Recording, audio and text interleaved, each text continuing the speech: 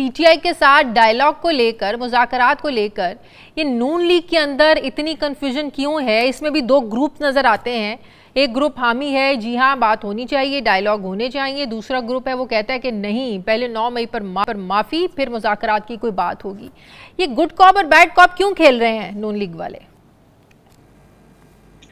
नहीं, एक बुनियादी इसमें कंफ्यूजन है जो दूर होना चाहिए, और वो ये है कि मुज़ाकरात तो अवाम के मसाइल के हल के लिए होने, बानी चेयरमैन के मसाइल के हल के लिए नहीं होने।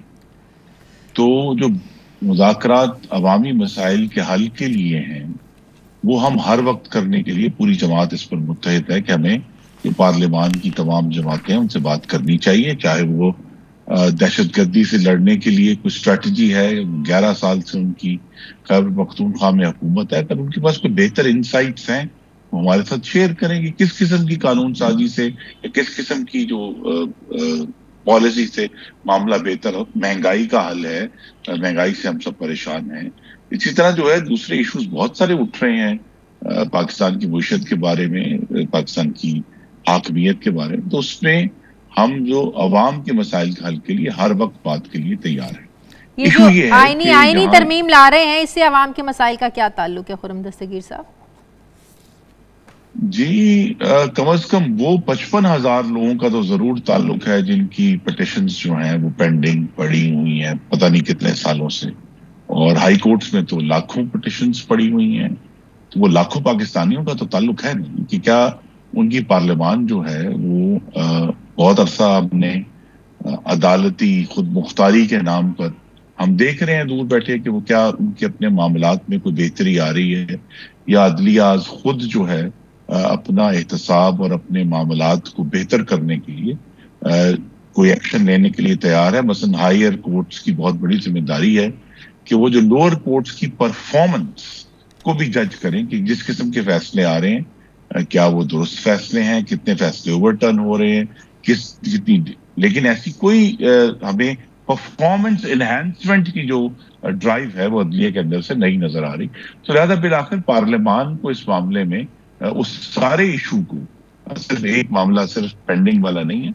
हाँ, यही मैं कहने लगी थी, ये तो सिर्फ एक फैक्टर है ना। दूसरा वो जो जजेस की मुद्दत मुलाजमत बढ़ाना, जिसे कहा जा रहा है कि चीफ जस्टिस काजी फायज ईसा मजीद 3 साल के लिए चीफ जस्टिस रहेंगे, ये तो एक फैक्टर था ना कि ठीक है जजेस की तादाद बढ़ाकर 17 से 23 करें, पेंडिंग केसेस है, ये समझ में आता है। लेकिन जजेस की चीफ जस्टिस की मुद्दत मुलाजमत बढ़ाना, रिटायरमेंट की उम्र बढ़ाना, इसका क्या ताल्लुक है? जी, मेरे ख्याल में तो ये क्यास आ रही है, ऐसी कोई लेजिस्लेशन प्रपोज नहीं है जिसमें जो भी लेजिस्लेशन होगी वो किसी एक शख्स के लिए नहीं होगी, वो सब पर उसका अमल दरामद हो। लेकिन अभी चूंकि हमने हमारे सामने मतन नहीं है तो उस पर क्या सराई हम कर सकते हैं, लेकिन बेहतर यही है कि वो वतन सामने आ जाए, उस पर हम कुछ ज्यादा सहरासल गुफ्तगू कर सकेंगे। तो 2/3 मेजॉरिटी जाहिर है 12 जुलाई का सुप्रीम कोर्ट का मखसूस नशिस्तों का फैसला, उसके बाद तो 2/3 रही नहीं। तो कैसे, अगर करना भी है तो कैसे करेंगे? ज्वाइंट सेशन बुलाकर?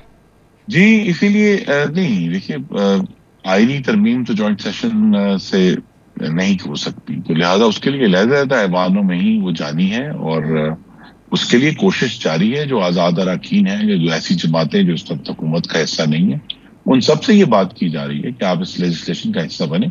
और लेजिस्लेशन के लिए जो ताउन की गुफ्तगू है वो कोई सौदेबाजी नहीं है, वो पूरी दुनिया में ये प्रोसेसेस होते हैं जिसके जरिए आगे बढ़ा जाता है इन मामलों। तो मौलाना को मनाना भी इसी एक्सरसाइज का एक हिस्सा था? जी, मौलाना के साथ चूंकि बहुत गहरे ताल्लुकात हैं हुकूमती जमातों के, मुस्लिम लीग नून के भी, पाकिस्तान पीपल्स पार्टी के भी, तो लिहाजा ये कोशिश की जा रही है कि उनके जरिए ही जो है वो, अगर हमें वो मेजॉरिटी जो हम चाह रहे हैं, लेकिन और भी आज़ाद अरकान है जिनको ये दरख्वास्त की जा सकती है, वो इस लेजिस्लेशन में हमारी सपोर्ट है। तो मौलाना साहब राजी हैं फिर इस कानून साजी में, आईनी तरमीम में साथ देने के लिए?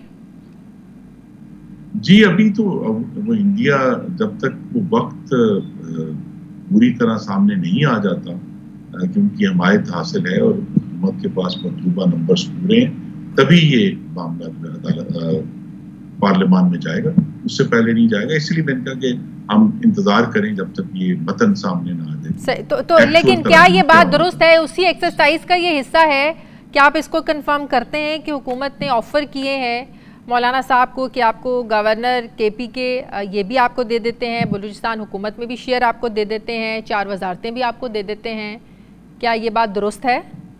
नहीं, मैं ये तफसीलात की तो कंफर्म नहीं कर सकता, लेकिन ये जरूर कर सकता हूँ कि हुकूमत की तरफ से बहुत संजीदा कोशिश जारी है कि मौलाना जो PDM की 16 माह की हुकूमत का भी बहुत कलीदी हिस्सा थे, वो इस हुकूमत का हिस्सा बने और एक नेचुरल अलायंस है। इस इंतखाबात के बाद उनको जरूर कोई ग्रीवेंसेस हुई हैं प्रोसेस में, लेकिन वो एक जिस तरह उन्होंने एक इंदिया भी दिया कौमी असेंबली में अपनी तकरीर में, कि बहरहाल एक पार्लियामान वजूद में आ गई है और बेहतर यही है कि उसके अंदर रहकर ये सारे मामला किए जाएं, और खासतौर पर जिस किस्म लेकिन ये उन्हीं की बातों में तजाद है ना। इसी पार्लियामेंट को वो रबर स्टैम्प कहते थे, इसी पार्लियामेंट को जाली पार्लियामेंट भी उन्होंने कहा कि अवाम के वोटों से बनी हुई पार्लियामेंट नहीं है। तो अब ये कहना फॉर्म 45 की हो या 47 की हो, यही पार्लियामेंट है, तो ये पॉलिसी शिफ्ट तो है। मौलाना बहुत कौन मश्क सियासतदान है, इसकी बेहतर तोजी वही दे सकते।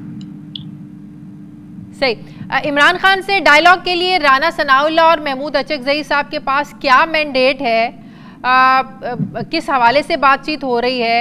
क्योंकि तहरीक इंसाफ का हमेशा एक मौक़िफ़ रहा है कि पहले इमरान खान की सज़ाओं को ख़त्म करें, जो जाली मुकदमात बने हैं उनको ख़त्म करें, उसके बाद बातचीत होगी। तो क्या मैंडेट दिया है राना सनाउल्लाह साहब को बातचीत का?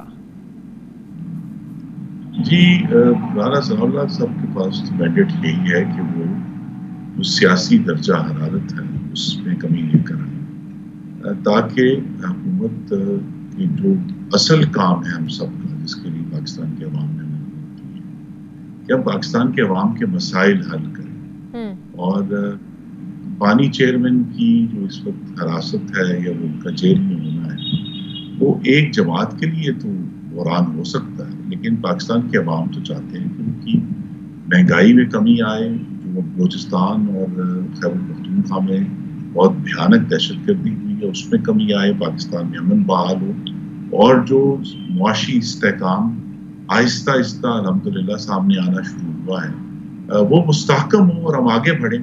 तो उसके लिए हम ये बात कर रहे हैं। तो ये जो मुकदमे ख़त्म करने या किसी तरह जो है वो बानी चेयरमैन को NRO देना तो पॉलिसी नहीं है।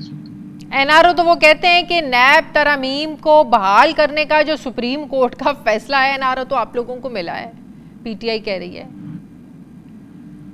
जी, लेकिन फिर तो तारीख की संगीनी पर इंसान हंस ही सकता है कि नैब तरमीम के बहाल होने के बाद आपको भी इसकी नॉलेज होगा, सबसे पहली दरखास्त पानी चेयरमैन के वकील ने, तो अगर उनमें ये इखलाकी जुर्रत थी या है, उन्होंने जिन तरमीम की मुखालफत की और कोर्ट में इतना बड़ा केस लड़ा है उनके वकील ने, अगर उनमें इखलाकी जुर्रत है तो वो ये पब्लिकली उनको कहना चाहिए कि मैं इन तरमीम से फायदा नहीं उठाऊंगा। लेकिन उनके वकील तो सबसे पहले लाइन में सबसे आगे लाइन में वो लगे हुए हैं दलील देने। लेकिन वो उन्होंने अखलाकी जुर्रत की थी, तो हालांकि उन्हें तब भी पता चल रहा था कि अगर ये अमेंडमेंट होती हैं तो उसका जाहिर है उन्हीं को फायदा होगा, लेकिन उसके बावजूद उन्होंने उन अमेंडमेंट्स को चैलेंज किया नैब तरामीम को। तो अब अगर आप सुप्रीम कोर्ट ने बहाल कर ही दिया है तो जाहिर है बहती गंगा में वो तो हाथ धोएंगे, लेकिन उन्होंने अखलाकी जुर्रत की थी तो उसके बावजूद भी वो चले गए थे उसके अगेंस्ट।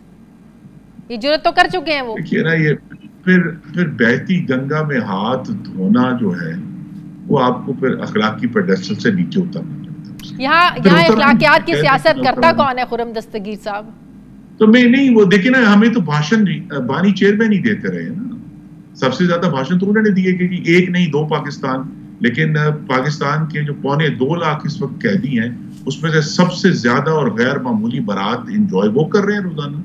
या तो कह देते हैं कि मैं नहीं लूंगा बारात, 2 नहीं 1 पाकिस्तान है, जिस तरह बाकी कैदी रहते हैं मैं भी रहूंगा, लेकिन उन्हें तो इलेक्ट्रिक टूथब्रश भी चाहिए, उन्हें तो एक्सरसाइज मशीन भी चाहिए, उन्हें तो चहलकदमी के लिए सहन भी चाहिए। तो लिहाजा ये तो इसलिए मैंने कहा कि जब बहती गंगा में हाथ धोने का मामला है तो फिर अखलाकी पेडेस्टल से नीचे आना होगा और दूसरों को भाषण देना भी बंद करना।